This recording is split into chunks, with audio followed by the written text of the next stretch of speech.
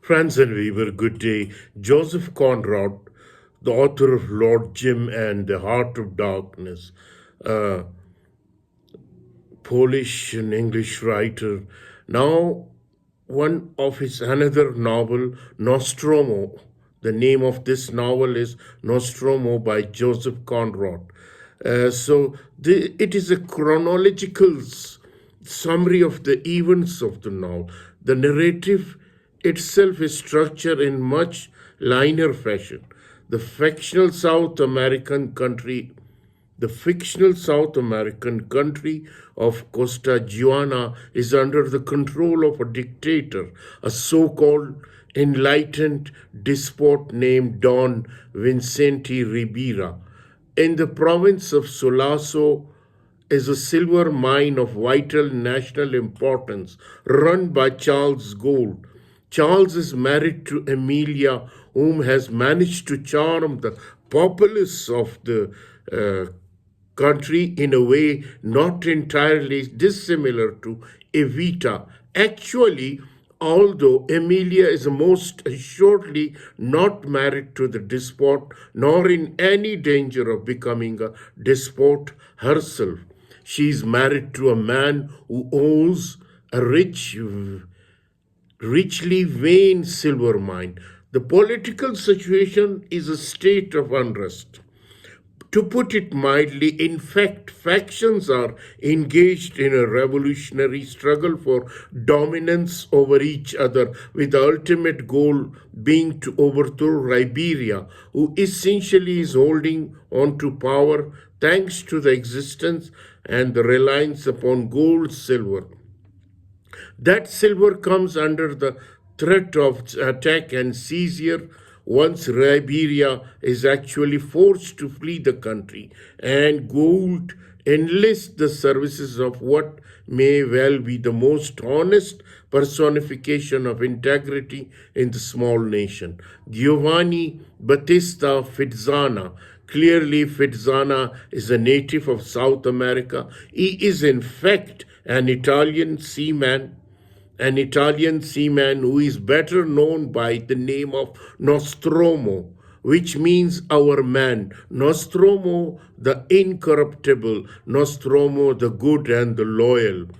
Gould and his man, Nostromo, have reached the conclusion that the only way from saving the mine silver from falling into the hands of the rebel who may do who knows what with it comes down to moving the mountain from decoded journalist, cynic, and pursuer of Antonia Avenilos is bought into the deal, and he and Nostromo set sail with the silver only to collide in the water with one of the boats of the enemy factions. While attempting to reach the much larger European ship, which was their destination, they eventually make their way to a small island of the coast, are forced to change their plans significantly. They must bury the impressive booty. Nostromo leaves Decold to guard the silver against potential pillage while he makes his way back to Sulaco to inform Gold of event. Left utterly alone on the island, Decold quickly goes mad and decides to kill himself by weighing his body down with 4 silver bars. Meanwhile, back on the mainland, Nostromo is overcome with a profound superstitious dread resulting from the death of a woman who has offered him the offices of a priest, an offer which he refused, enduring this series of events with great meaning. Nostromo becomes convinced it is a foretelling of future failure and a horrific insight into his own future. Upon learning that the general assumption is that silver was lost at sea, Nostromo is moved to keep the real story quiet so that he can dip into his reserves as necessary.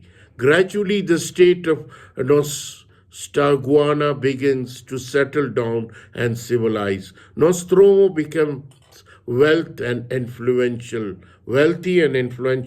with an old and trusted friend named Viola appointed to the position of lighthouse keeper on the island on which the silver is buried. He is basically given free rein to steal. Everything seems to be going great. Guns for just about everybody. In fact, only one problem seems to stand in the way of happiness for all. Nostromo is engaged to Viola's old daughter Linda, but becomes increasingly infatuated with Linda's younger sister Gisele. Ultimately, Nostromo is accidentally shot by Viola, who mistakes himself for an intruder. In his death throes, he calls for Amelia Gould, seeking redemption and last minute salvation. He attempts to make a full confession, but it impeded from revealing the location of the buried silver by Amelia, who is finally revealed to be the only truly incorruptible figure in the story, insisting that silver be allowed to remain lost forever. So this is the story of the Nostromo by Joseph Conrad. And this is one of another his best novel by Conrad. The theme of this novel is power. Political power is front and center in the narrative. Who was it? It means what wants what will those have power to do protect it, what will those who power to get it. The story take place in fictional country called Costa Juana, and the political structure there is a tangled web of competing loyalties between foreign invader who all view the indigenous population as if they are intruder. The discovery of wealth, greed, and lengths will some go to protect that wealth. Corruption is another theme involved in this novel. The very opening page institute Nostromo as being incorruptible, is one in 1,000, dependable and loyal.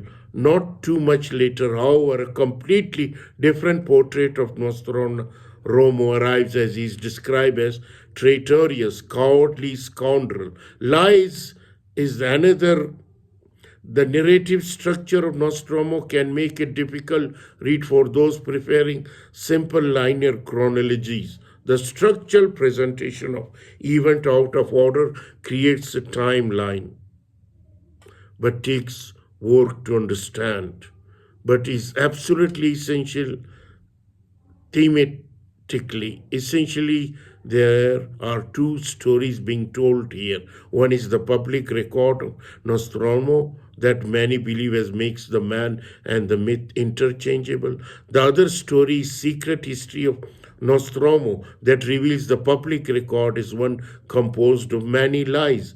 Conrad's writing style is omniscient to the maximum, meaning that he is willing to shift in and out of the other people's consciousness, not just within a single chapter, but within a single scene and even occasion within a single paragraph. So this is the story of Nostromo by Joseph Conrad, and I hope you will enjoy this novel. Thank you.